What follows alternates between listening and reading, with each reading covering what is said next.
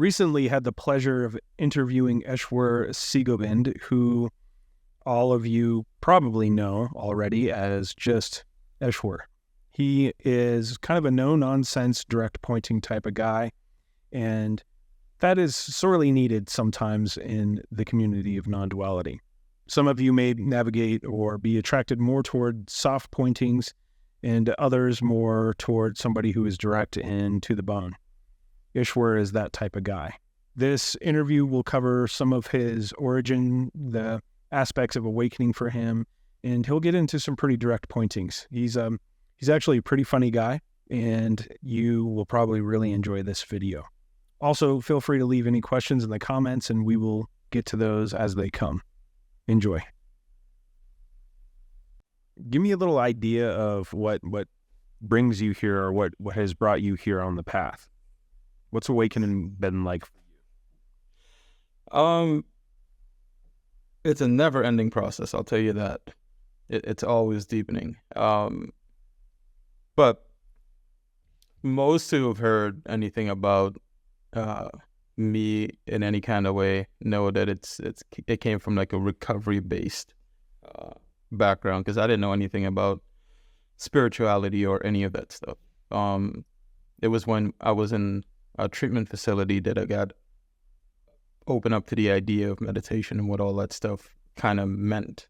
And it was like a pain meditation. We were just laying down on the floor doing something. But whatever that was, just kind of, it opened up, I guess, something that was always there. Because when I was in the facility itself, most of the concepts I really had about myself was I had to do with work and just all kinds of things related around work. When I was in that place, I was completely disconnected. No connection to work, no connection to internet, no connection to phone, work emails, all of that stuff. So when I didn't have a mind busied with all of that stuff, what was left? And that to me was the where everything opened up. So after that opening, I mean, what was the experience? Did it just kind of start unfolding in what seemed to be increments, or was it just like a sudden shift? For me, I'm like an analytical fixer kind of personality at that time. So if there are problems, then there has to be solutions. So once there weren't any problems, then it was only solutions. So when I started going through this process, it was there was just complete openness to whatever was going to happen. So I had no expectations, and I had nothing to look forward to, because I had no idea of what really to go look for. So as I was staring into the abyss, there was no projections onto it to be something. Oh man, that's so beautifully familiar.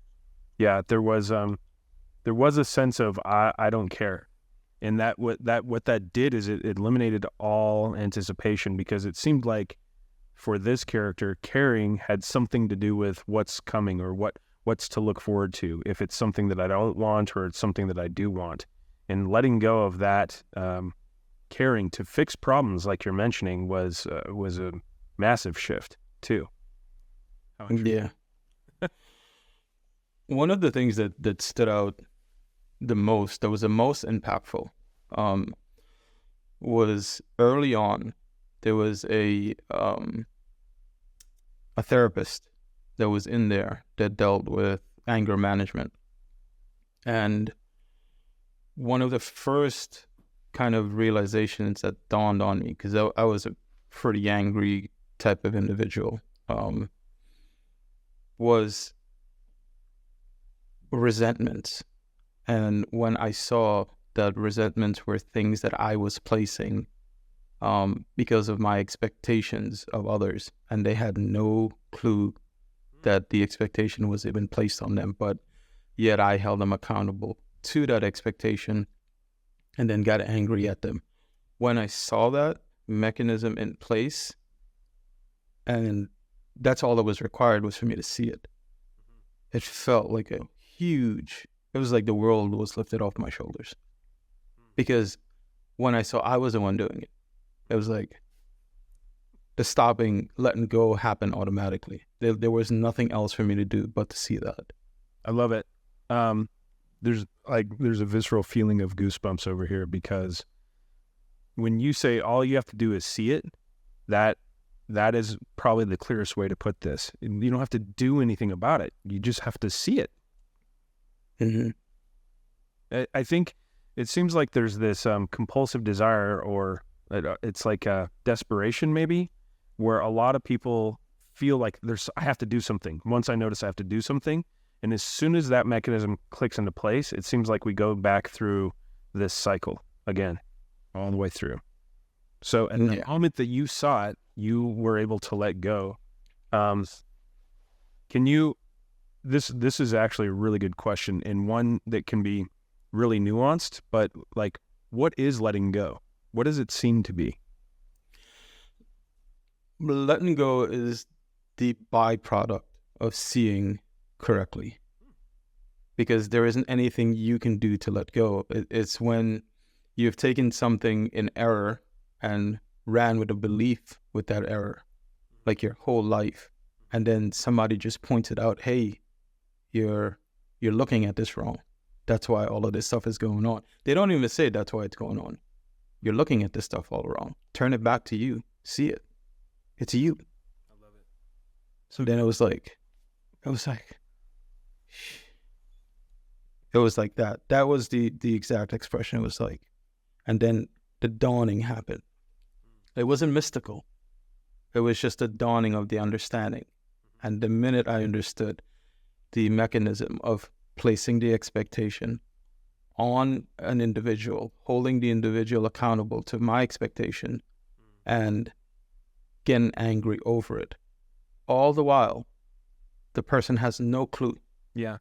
But I have this entire thing created, this entire personality that reacts based on that. And it was all my own doing within myself. And then when I started to understand projections and how the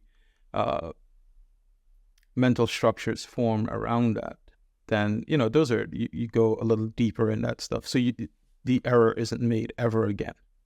Now, do you get angry? Absolutely. Does it continue on like that for years and years on end? No. The emotion is okay to be and expressed, and when it's done, it's done. Yeah, I like that. It just kind of works itself out. Yeah. Would you say with all this, does there feel like there's a natural aspect, like there's something really natural about this, or does it feel like it has to be managed and systematically deconstructed? I think initially it requires that, because we're always caught up in our own ideas.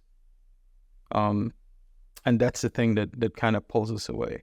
So there's a mechanism of emotion attached with an idea and an expectation, and it just whisks you away so quickly because you get caught up in it, that it requires time to kind of pull that back. I remember I was at, I think I've told the story to Angelo before. I was at Home Depot, and something was going on there with the cashier, and I was so angry about that. But I was trying to just be aware when that occurred. Instead of just reacting, just pause for a second, see what's going on. That was required. And then eventually there wasn't this being swept away with it. It was like, oh, it's okay to be that way, but it's not okay to respond in that manner. And if you do, correct it. Don't carry it with you. That's beautiful. Yeah, I like the way you put it, the pause, without forming too much terminology. I think that's a really nice way to put it. Where can you insert the pause in that which is habitual and reactive? And it does take awareness. And it's so strange with awareness. It seems like maybe a shifting of attention or something. instead of just kind of falling into a pattern, we're willing to take a step back somehow. Yeah. One of the second important understanding that came was when I was at the recovery house. Now, I've had all types of meditative experiences, from Kundalini and all of that stuff, but the things that really made more sense were the insight gained into day-to-day life and moment-to-moment experience and interaction with people. So when I was staying at the recovery house, there was this guy that was just, whatever he said just irked me, every single thing that he said. And the pause came, and it was like, do you know why that is? Because you recognize those things in you. He's a reflection of you. Mm-hmm. So it was more of that. The individual isn't accountable for me. I am. Beautiful. Like, these are the initial, when I started to deal with emotions and like my own things that would sweep me away from here.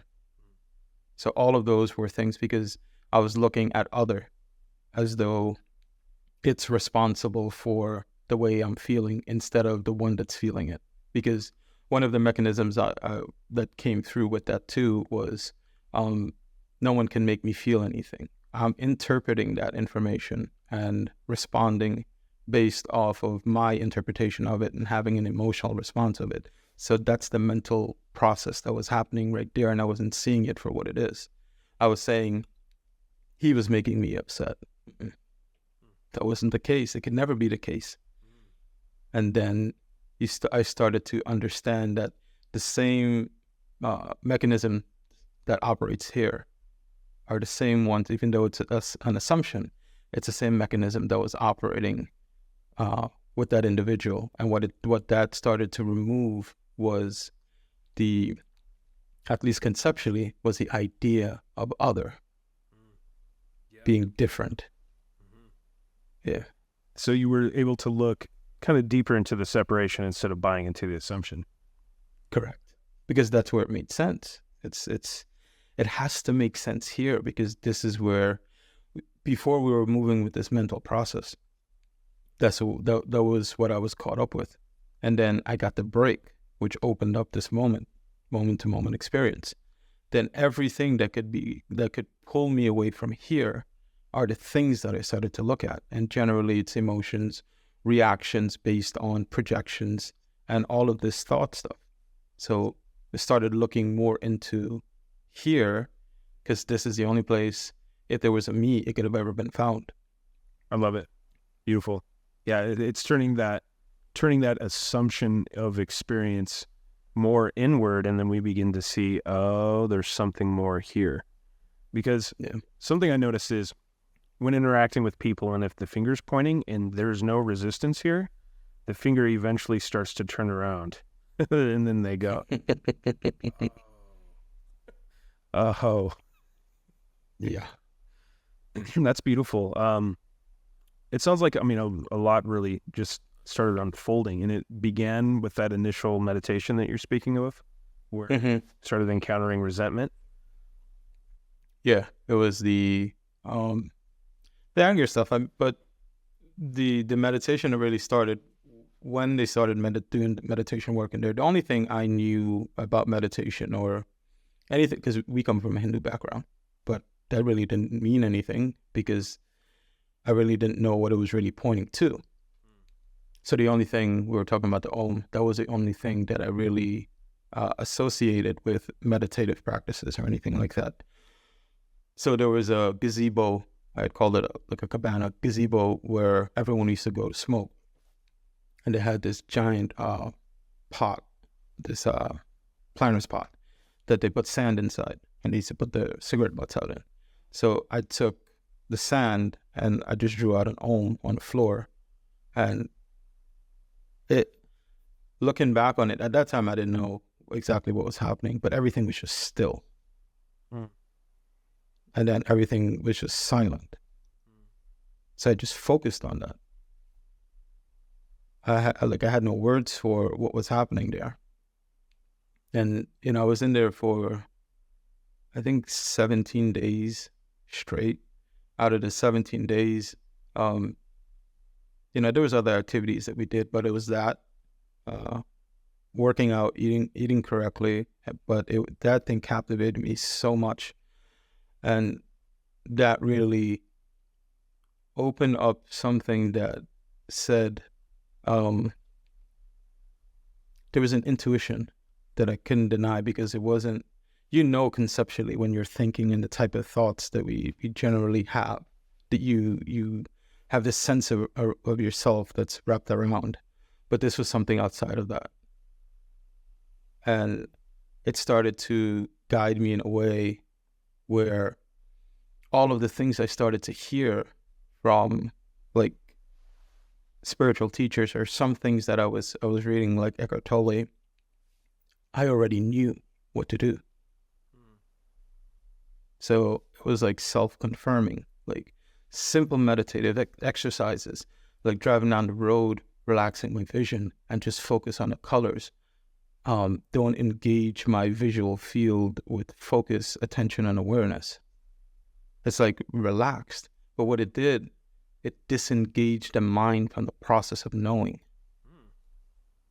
I like that. And it was just a space to be in, but it's available to everyone. It was available to me all the time.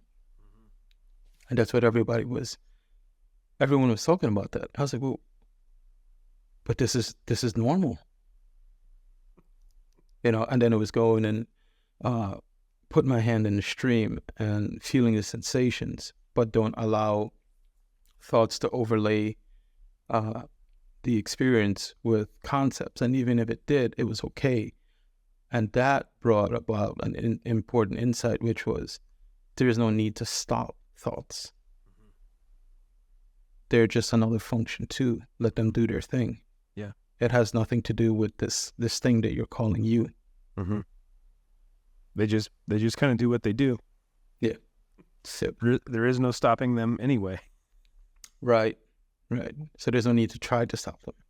It seems like, for a lot of people that are early on in the path, there is definitely a really strong compulsive desire to stop their thoughts.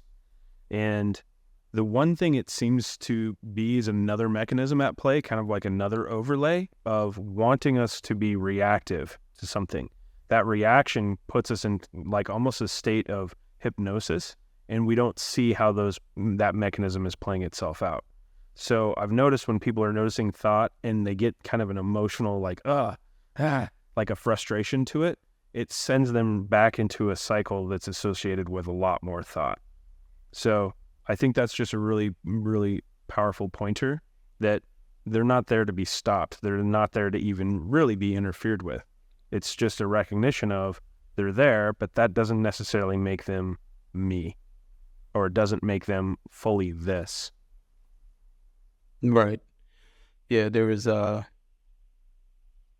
they're happening, but there is not much else you can say about that. I remember sitting and just putting all my attention just on thoughts, and they have a visceral, very alive energy about them, just like everything else. There's an old saying, come back to your senses. When you start to come back to your sense perceptions and kind of like resting in that, then you see, and you're including thoughts as one of the sense perceptions as well, and allowing them to be, then you can rest in silence. You could rest in here and now. Brilliant. Love that. Yeah. Thought is another sense perception. I love it. Yeah. So clear. So clear. What about reconciliation? This has just been a question that's been asked a lot this week. There seems to be an aspect of reconciliation. Does that bring anything up for you? That would, for me, it would be reconciling like past. There's an aspect, I think, to our personalities or identities that existed before we come to know and understand all of this, that kind of pokes his head out like, hey, maybe address this. The AA process was like phenomenal with that stuff, because part of the process is to go through and take inventory of yourself and all those that you harm and make amends to them wholeheartedly, not making amends to have an outcome, but you're making amends to alleviate that person the conceptions that they have of the you that caused them the harm. So it's not about you, it's wholly about the other person. Those are reconciling maybe past behaviors and alleviating people that burden that they carry. But usually it's something that's seen through action. It's because the words at that point, I did enough damage that no words could have ever fixed anything. It had to be seen, in the way that life is kind of unfolding. And the person that was there before doesn't even hold a candle to what's here now, because whatever those ideas was, they're just not there anymore. Was there a sense of internal reconciliation also? Yeah, with that gets a little coarse, because it goes all the way down to the base of the identity itself. Mine's was all the way back to the point of division from the child that created the personality that evolves into the conception of the adult. So, but that base child that's scared, that's alone, that created the response that's you because of that, that's something that's reconciled for sure. I've sat and gone back, and that was actually the point where all of this unraveled, because I was sitting and just kind of going back and back in identity. I already moved past the conceptual stuff, like, all right, it's not thoughts. It's not what I think myself to be. It isn't anything in this physical world that I can identify with, like this body or at that time, there was understanding as this body being me and all of that. So I had none of that. So I started to go back in memory. So the linking of the mental structures and the processes and all of that stuff. And it got back all the way to a memory when I was about 4 or 5 years old. The memory wasn't important, but the age was. I was 4 or 5, and that's as far back as I could remember was that point of division. I was getting beat to spell a word, fruit. And when I got back to that memory within my mind, something dawned on me and said, well, you're 4 at this point. What was here before that? Before you could remember you being something. What was there? And everything just stopped right there. And my attention just went to my breath, that idea of this kid that was there. And it was almost like in slow motion. It was me at 4 years old, and it turned this way. This was the face looking at me, and it continued all the way around, and the back was hollow. But it was an expanse. It was like the entirety of everything that could have been and that ever was. But the mind itself couldn't go past the image that it had created of me within my own mind. And it unraveled, because it couldn't go past. It just unraveled. The entire thing came apart from the conception of the identity itself. It was like it hit a wall. This is what it created, and it couldn't go past that. So when it pushed against that, there was nowhere for it to go. So it was almost like it gave up on itself. Yeah. And there everything was. The feeling of being an individual, the feeling of being something separate, the feeling of being an identified something, of being an individual. Every single mental construct just unraveled, and it was all like this, and immediately everything was understood. And I mean everything. The entire manifestation ended. Beautiful. And then it came back, coalesced, and showed how everything kind of came back into place. But yeah, man, that was just like, and it was understood immediately that there just isn't anything. It is all, anything that could be created by the mind is just a construct. Yeah. I'm with you so like moment to moment right now. I have no idea exactly how you worded it. But whatever you said about, man, I can't even put it because it's just like right in the midst of it, but something about what was I before, or how did you put that? Do you remember? Yeah. I was already 4. What was it that was here before that, which was the memory, the last memory that I could remember myself, which is a point of division, the first point of division, which is ingrained in that idea, or when I was getting beat, that's when the division maybe happened or separated. But that was the memory. That was the point I could get to. That was a point of creation. So if that was there and I was 4, what was there before that? That's it. That, I think that's going to be a really powerful pointer. There's something about it. I could just feel it. Yeah. So whoever's listening right now, when you're watching this video, like use that. I think there might be something there. That's pretty cool. Love it. Yeah. And then from there, it was like everything. I saw everything.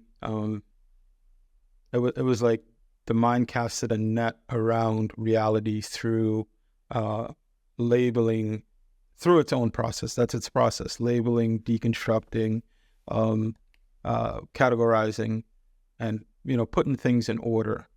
And that's where it feels as though the identity is found and formed, and there's a sense of familiarity with knowing, because the unknown is a scary place for a thing that can't go there. So the child, we were talking about reconciling with the child, it was just that child was there at all this entire time, at least the core concept of it.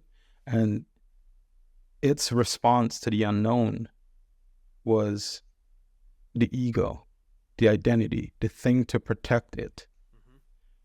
But it was almost as though the ego forgot that. Like it ran away with that. And that child has been calling it back because it was scared. And I had to sit and embrace that. And it was like the point was here with the child, and there were like these incremental memories here, and this was the adult version of me. And once that was seen, everything just got pulled back, and there wasn't a projection outwards anymore. Yeah. Of like identity or becoming. It was like the point of potentiality just remained, but there was nothing to gain by becoming something. So the thing that went searching for all of potentiality is found, but immediately it's seen to be a shell, and it thought it can gain something from it, but it sees itself as nothing, so there's nothing to gain. The one that went to look was the one that saw that it was never a thing. And it's not in the way where we say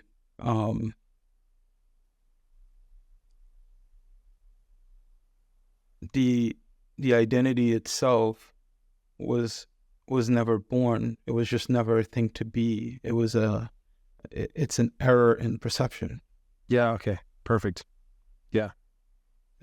It does seem like it's something that is formed or born, yet when we see it as an error in perception or an obscuration in perception, then it becomes a lot more clear. I think it's a nuanced way to put it, yet a very important way to put it. Yeah. And there was a subtle distinction to be made to when looking and observing these things. It's not so much to get somewhere. It's just mainly to see what's really occurring, what's really happening. Or else you put it at a distance from yourself as something to gain and achieve, when really you're just trying to kind of uncover what's here. That's why it's a realization, because it's already here, and you're like, kind of like how it was with the resentment stuff. When I saw it, I was like, oh, that's a realization. And more it's becoming simpler and simpler, because we create such an idea of how this is supposed to be, like based on all the things that we hear, that we go chasing our conception of it. And that already puts us very, very far from what's going on right here. Yeah. Have you ever chased a rainbow? Yeah. You know, there's something came up right in the midst of all that. To look here is really to come to terms with lacking. It actually almost happens all by itself. When we actually are completely here in this very moment, then we can't find lacking at all. No, there are no problems here. So we can't search for anything. We can't gain anything. We can't achieve anything, because being right here, right now, there is no lacking. Yeah. When like presence here now opened up, it was that, but it required, it's like this, it's like the searching has to be exhausted, because I had to get up to go look to realize that I didn't need to go and look, because you couldn't find it anywhere. But that's a fair way to put it. Yeah. Because then you're not even resisting what that is. You're not resisting something that's resistance in itself. And if you're not resisting resistance, what is there left to resist? Right. I like it. It's relaxing. You just, there's just all these mental things that go on. But, there's cycles that you go through, and every cycle just kind of, unburdens some things. Some people can do it all at once. For me, it was pretty quickly, because that 8 months was just all about that. It was 8 months of just, I didn't know what this was about. Right? This was my life before it. I came to this point, and I couldn't bring this into this. So it was like, all right, let's see what this is all about. And it was that focus, and I had that, it was some drive inside of me that just wanted to know and figure this out. Yeah. It didn't matter what the cost was. Yeah. It's interesting, because I remember a buddy of mine, he was like, I said, what you thought it was? I said, nope. Because you could never, ever conceive something like this, because it's so simple. Too simple to conceive. Yeah. I know you work with people here and there, and when somebody feels like they're going through a place of backsliding, which, you're talking about these cycles, and they just seem to play themselves. It's not even like we can stop it. That's just another form of resistance, it seems.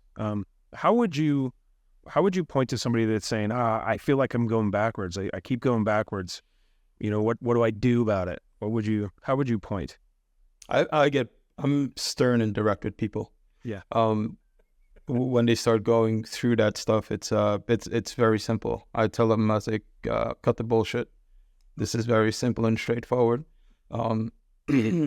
Anything else that you're telling yourself a story about, see it for that. And if you start to believe those things, then, that's all on you.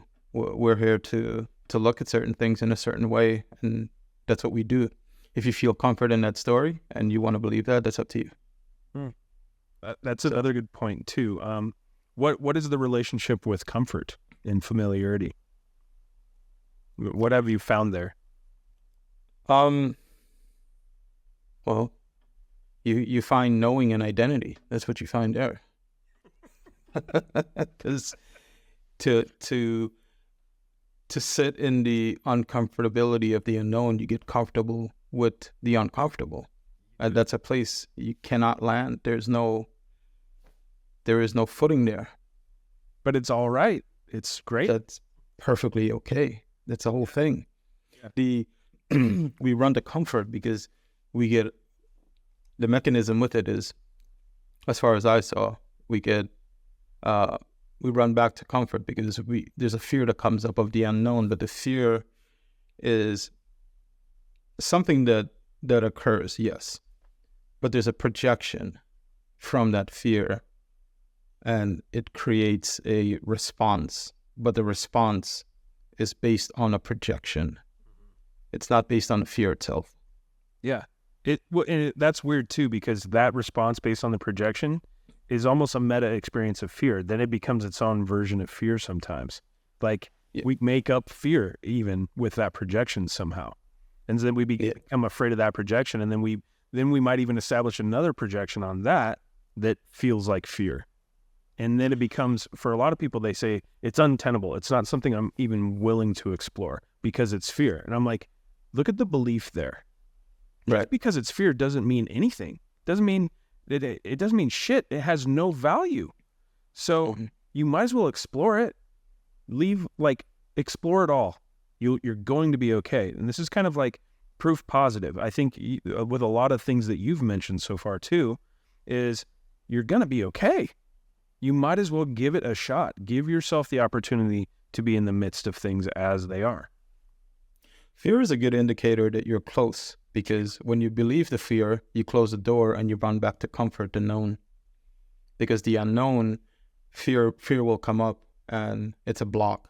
But it operates on two functions. It's a block if you allow it to be a block, or you can say, all right, accept it, go hand in hand with it. Take it, you have to guide the fear through, and that's how it alleviates itself. Or else the belief comes, you accept it, you close the door, and then you run back to what's comfortable, the known. That's the gateway. The gateway is to the unknown is the fear itself. It's leading you there. So it's not a negative thing. If you and I were a pirate and we had a treasure map, instead of an X, I would put the word fear right there where the treasure is. Yeah. And it's an unmistakable fear. It's the very it's almost like the fear of death, annihilation completely that comes. It is. So people want to know how to surrender to that. There is no teaching that. When you come to it, you accept it or you don't. The readiness happens on its own. There is no strategy. You can't even plan for the planning there. It is,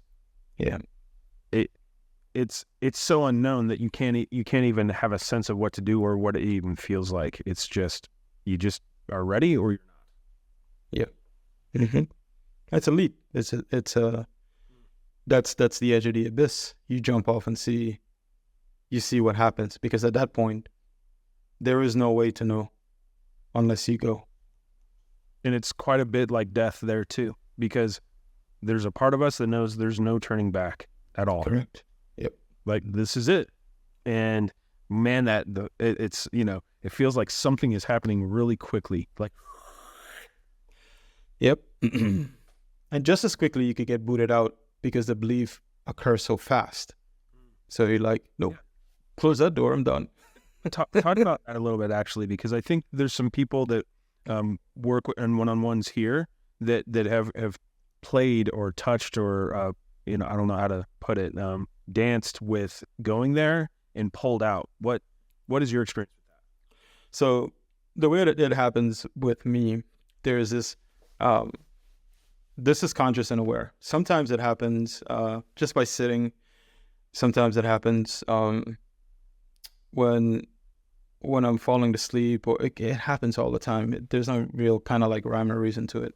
But essentially, when it was first occurring, it's the point where consciousness is about to drop out. There's a vibration that comes. It's almost like it's vibrating at the same frequency as all of manifestation itself. And right when it's about to drop out, it's something that can be that's experienced. We just don't pay close enough attention to it, but it'll come in this vibration is like a freight train that's in between your ears, and there's this very real fear that comes up, this very visceral thing like, this is it, I'm going to die. And if I don't breathe through it when that occurs and say, okay, I recognize it first, I take a deep breath and I say, all right, let's go into this. That has to be a stance that you take. Mm-hmm. And you relax, it comes again, and then you go with it. And it's the complete dissolution of everything. Yeah. Everything. It's it's really hard to put into words for sure. Yeah. Here it felt like it was like an evaporation or a dematerialization, almost like a flipping inside out. That's a good word. That's a good word. Like, I mean, when you say this is death, this is it. So yeah. There used to be a poster here that had a skull, and almost every session I'd be like, if you guys want me to be really direct, this is what this is all about. So, it's time to die. And people go, what? And so sometimes that's a little too direct, but I think a lot of people are right on the edge of that. And it does feel, it's like losing all sense of anything at all. All reference is dead, gone. No reference with anything. Just an evaporation. Yeah. The word you use, dematerialization, that's exactly what it felt like, because it's as though everything that I could take myself to be was going, and then poof, just into the entire universe. Just there. It reminded me of there was an old saying, something I used to read all the time in the Shiv Puran. It was it's like Shiva. You meet him at the funeral ground, the pyre, because only when you're dust and burnt after the fire is done, that's when you can go. And Shiva is referred to that which is not, which is everything here. So it's all representations of, I think, the same thing. It's, you just get to a point where there's nothing that can be said. It's experiential. I could say 200,000 words about this. It's not going to mean anything. All the discursive thoughts and words and concepts that we have they fail to even come close to describing less than an atom of what we're trying to say. That's why it's always experiential. It's always, you get to that point and it's up to you to go and see. Nobody can tell you how to surrender to go to that. True. Because it has to occur within to say, all right, that's the point of surrender. And I'm ready to go. That can't be taught. Yeah, at all. There's no way to plan for it, really. And it seems like that's what a lot of teaching is. And you have a really good point. I like how you put the deconstruction of this does seem to have some value in whatever the beginning stages of kind of the self-exploration or the internal exploration is. But then ultimately we let go of all of that. It's almost like the Heart Sutra says that all dharmas are emptiness. And I think that even points to practice itself, that there's a practice until there's no practice. So you got to let that go. You got to let go of that, got to let go of that. And it's that dematerialization. Can't hold on to anything at all because it's all construct at that level. Mm-hmm. And it's a great way to open the mind, at least up until that point, to this holding that it's had to everything that's real, this grasping to all of this stuff here. And that's the letting go that really happens, because when that occurred, like when everything kind of coalesced back, it was like whatever wasn't a part of what's happening right now was just done away with. Like Facebook and friends and all of that. I was like, this stuff is just so irrelevant. Like it just didn't have any, it was more support to the identity itself than anything else. So all of it was like it was just given up. And I smoked for like 20 years, dude. And then it was like one day it was like, I don't want to do this anymore. And I was like, but I'm just gonna stop. And I would say in a couple of months it was done, like done with it. And that was something I never ever thought would be like a thing to like give up, because I've just done it for so long. Same thing with drinking and stuff. It was like, but now there's just there's no need for it, because I don't know, it's difficult to like describe. But it's not to say that things don't have value, but it's not really imbuing anything with value itself. Everything is its thing doing its thing. So it's like everything here is, even as we're moving on now into the conception of self, that's perfectly okay too. It has a convention to it, and it's the two things operating on the same level, because it's seen for exactly what it is. It's useful to one point, and then we rest and we relax. It's like, it's just that. There's no stopping any of it. There's no fighting with any of it. Right. That it seems like that's what a lot of the static sees to be, is fighting with something that can't be fought with anyway. Mm-hmm. It sounds a little bit, would you maybe put it this way? The have-tos with a lot of things, the things that were like requirements, those just started to fall away. Yeah. I don't have to do this. I don't have to have Facebook, when before it was almost like, well, to be connected with friends, to be an aspect of this society, I have to do this. Like these compromises were everywhere. And then all of a sudden there were no more compromises. It wasn't necessary. I didn't have to. And there was like a period of 2 years where I don't even know what happened. I was gone. But there was no Facebook. There was no connection with people. Families, like, where the hell you been? And it was just all the have-tos just went away. There's a lot of things that I think it's open-ended reconciliations, because the reconciliation is with the nature of things, and not so much the nature of the way things are supposed to be in this conceptual world that we create. And it was very intimate in the way that the experiences played out, because it played out in the things that I took to have the most value and importance, which was my daughter. And it was like, I woke up one morning, she was laying in the bed with me, and I saw how the net was casted as her being mine, and all the things that just imbued out of me onto that. It was like the entire conception of the person, the individual, and everything that goes along with it flowed from me and just captured her. And when that was relaxed, then the beauty of what was there was there. It didn't need my conception. It didn't need me to do that. So those things started to relax. So the relationships with mother, father, brother, everyone, and those are things that in society, they have footing and standing, but in actuality, they don't. So, but you can't go around saying that either. So there's a maturity that comes with that stuff. So, there's a maturing with the insights, because you don't want to cause harm to others, even though we know experientially there isn't. They don't.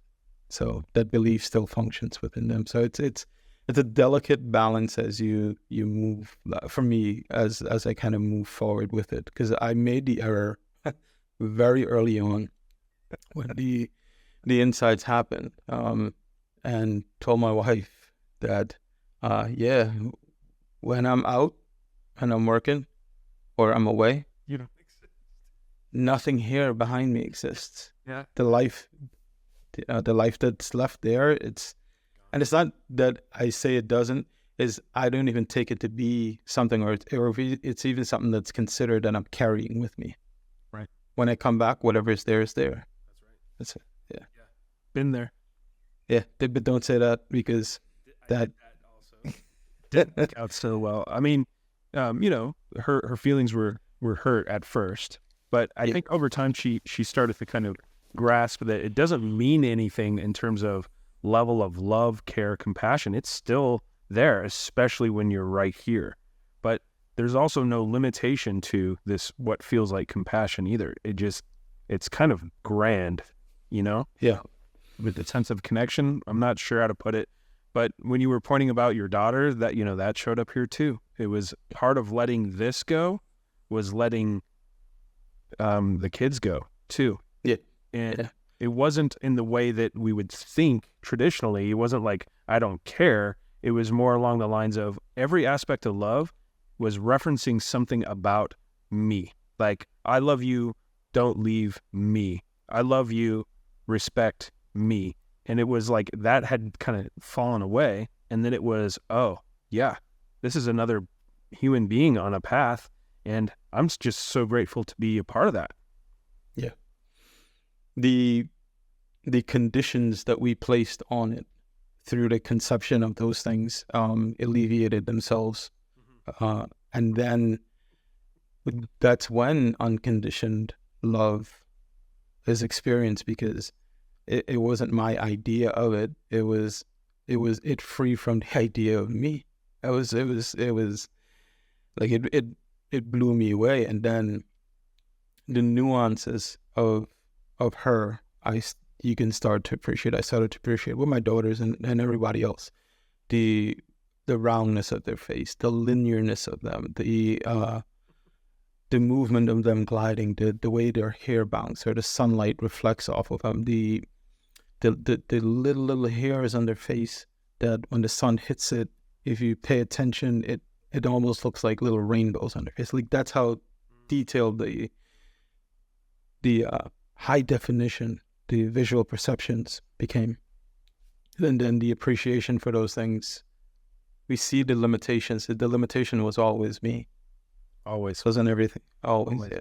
This relationship has nothing to do with me now. That's right. It's a special place to be. Everything that you're talking about too, seeing those nuances and being with them in a new, very just direct way in that sense, that would probably be the best definition of listening that we could possibly give. That's what listening is, being that connected. It's not just here. It is being right in the midst of it all, you know? Mm-hmm. I think on a starter base, when it comes to listening, like people who are now getting on this, is when someone is speaking, is to really listen to what they're saying without having a rebuttal already queued up in your mind. That starts to break that process. Beautiful. You know, it was like a key thing early on, because you're never really truly listening, because you have this thing that you want to say and you have it right there ready, and all you're waiting for is for that person to just not say anything, or you get a break for you to blurt it out. But if you can pull back from that, you can really understand. And one of the things, like early on with Ekhart Tolle, it was listen to the words between what's being said. Or when I was reading, it was reading and paying attention to the space in between the words. Yeah, read between the lines. I love it. Yeah, it was important for me to really see that. So what started to show up here was while people were speaking, I was losing a sense of what they were saying. It just wasn't being processed. But I was so engrossed in the sound of the voice and the way their mouth would move and the way their body and, we use gestures, that it felt like it was me doing those things. And even though I wasn't having any rebuttal or reply intellectually, people would want to give me a hug afterward because they felt so listened to. It was so strange. And I had no intellectual response at all because I just had no idea what was being said. And that reminds me a lot of when you're talking about seeing the rainbows of the hairs on your daughter's face and things like that. It's that direct. It really is. Yeah, dude, there's so many different, the depth of the experiences. Like I was walking around the woods one day and I caressed a leaf on a tree, and it felt like it was my daughter's face, like connected to everything here. That's when I saw the interconnectedness of even the tree leaf to the water that was on it, to the trunk of the tree that touches the earth, that imbues it with all this vitality, and the air in what we're calling space that's touching the atmosphere that radiates out into the universe. And it just went like on and on and on and on and on. There's just like all kinds of, like, you see how connected it is. And it's like, it takes time to process too, because it can get overwhelming. But it just deepens. I don't, so far, I haven't found an end to it. So yeah. That's perfect, because you did say this never ends, and it's true. I mean, there doesn't seem to be an ending to this. We don't get to a platform where we're done. What seems to be going on lately? How are things? I know sometimes it gets quiet, that's for sure, and then other times it's like, what the hell? Yeah, it's now it's everything seems airy, I should say. There's certain things that come up that needs to be dealt with. Like, it's like trivial stuff. Where we're living, there's this thing going on with the HOA stuff. It's like things like that. But like all the other stuff with life, anything that I could have ever imposed or wanted or gained, all came when I stopped trying. It's like magic, really. Yeah, it seems like that. And and it's not to say that I'm not grateful. It's that there's gratitude, but there isn't one that's grateful. Like, I think how when looking back on it, had this been here now, when I had not had the understanding back then, there would have been this my full attention caught up into all of it, all the nuances with it. Now it's like, man, this is just like empty perfection with the flavor of conventional identity from time to time when it's necessary. That's like the best way I can describe. There's things that's needed to be done. They're done, and there's no claim to it. Like, I don't lay, that's me, I did that, or I'm responsible for that. I'm responsible for this one being that. I gave them this information, this knowledge, and they owe me. That's just not. That doesn't operate anymore. Yeah. Before it did seem like it has to be this way. I have to be validated, have to be verified. And then when that wasn't there, it was really easy to let go. Who cares? Yeah. I mean, who cares? That's a very difficult question to ask to answer when somebody says how I'm doing. Just tell you, mine is like, because anything I can say is bullshit. Well, yeah, absolutely. Anytime, really. Yeah, and it's like, and this is exactly what I left with. I have to make some stuff up. I was like, okay. I always just say, what's happening in the moment. Sometimes there's something like, things are really, really new. Yeah. It's the best I can do. With Angelo, it's funny, we had a short little like text message chat yesterday, and there's this automatic like looking forward to it statement that shows up sometimes. And we were looking at that because it's like, we don't actually look forward to anything, and it's not intended to be personal either, but what's to look forward to? When we're using the word, I look forward to it, it's just because right in this moment, it feels good. And that's all we're really saying. Yeah. I mean, there's nothing looking forward to anything. Yeah. There's an awkwardness to some of the responses because there isn't anything that can really adequately say what we're trying to convey, because we're not trying to convey anything. Yeah. This whole thing is really trying to say, maybe not say anything, just relax and see what's up. Sometimes there is nothing that wants to be said at all. And, man, that feels wonderful too. Is it? Same thing with the YouTube channel. The main driver to just invite you to chat with us is it's not anything that comes from here.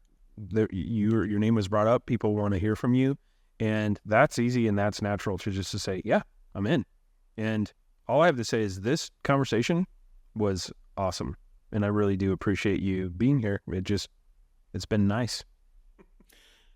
You know what? The one thing that I do find is this, that these are the things that reaches up now. People, things of this nature comes and wants to express, and however we have these conversations and how they come, because nothing is ever planned. Like, I don't have like pre-written things to say. Yeah. I do have some stuff on the YouTube channel, my YouTube channel, but they come in waves. There'll be a period of time where these things are coming and they need to be said, and there's a very there's a push for it to be really put out there. Once it's out there, it's like the channel is silent for like 5 months, 6 months, and that's exactly how it is right now.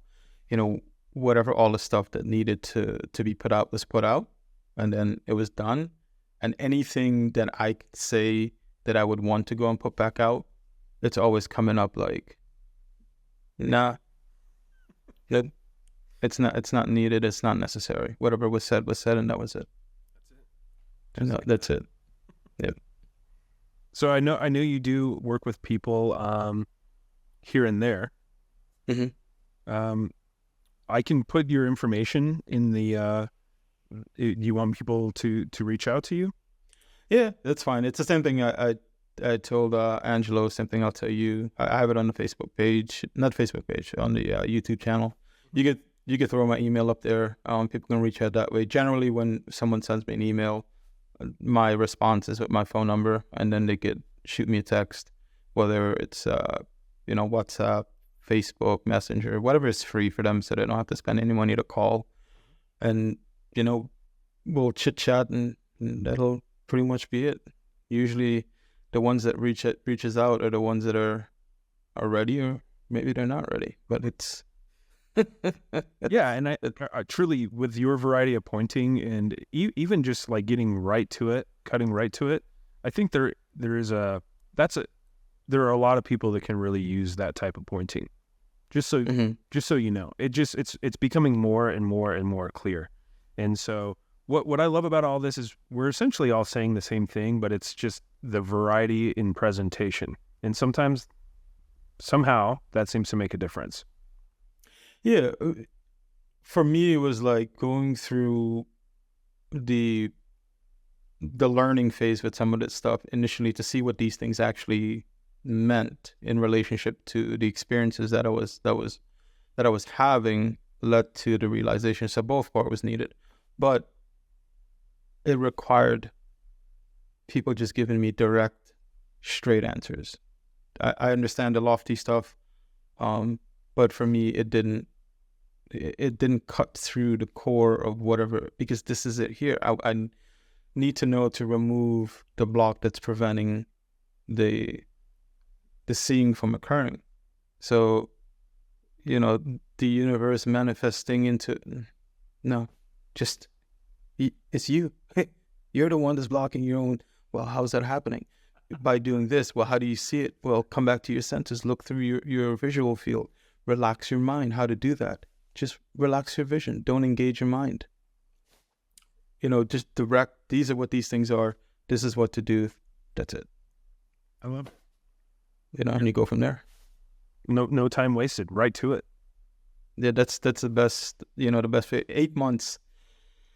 8 months is what it took to see. And I don't say that lightly, because there was a lot of stuff that I went through in that 8 months to get to this. All the emotional baggage, all the shit that I, put on myself, all the stuff with addiction, and all the trauma stuff that happened. So if you do the work, this isn't like lifetimes and lifetimes to get to some level of understanding, to come to this place of peace, which is here and now, which is here all the time, which is available to everybody. I'm nobody special. Yeah. This isn't something that like I was gifted. It was freely given by people who said, look at it this way. These are the things to let go of, because it was freely given to them. When they started to apply those ways of looking, then the seeing started to happen. So that's how it was with me. So that's how I put it forward. It's no bullshit, no nonsense stuff. That's how people taught me. It's like, all right, it worked. And listen, dude, I still can be at times like a pretty hard-headed, direct, type of person. That's what it took for people to be that way with me, for me to be like, maybe I should shut up and practice exactly what they're saying, see where it goes, and not act like I know everything. And where it led me to? Exactly what I was acting like. It led me to the very real understanding and knowing that I don't know, and that's okay. You know what I mean? There's nothing that can be known anyways. But there's a difference in saying that than in seeing it. And when you start to see it, that's how it is here. The unknown is right in front of your face. It is nowhere else. You're looking at that clock. Remove the concept of clock and see it. Yeah. It gets pretty wild at that point, for sure. Yeah. Oof.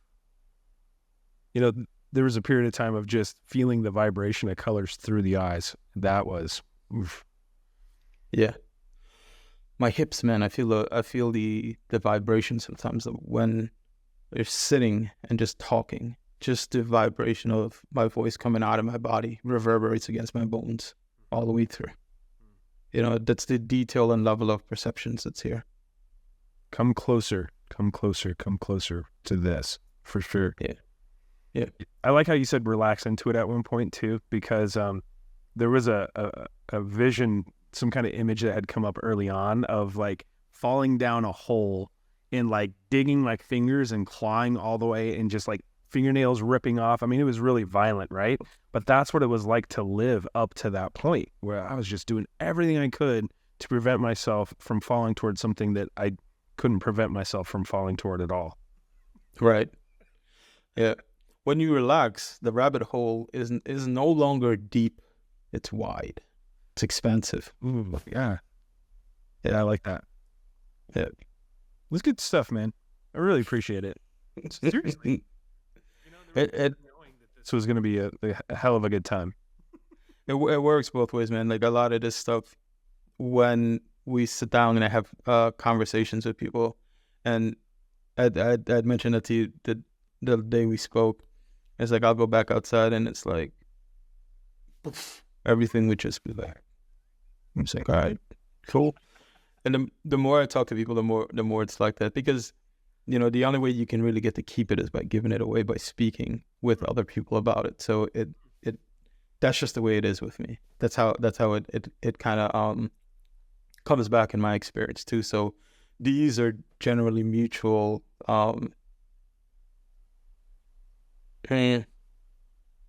mutually gratuitous, I guess.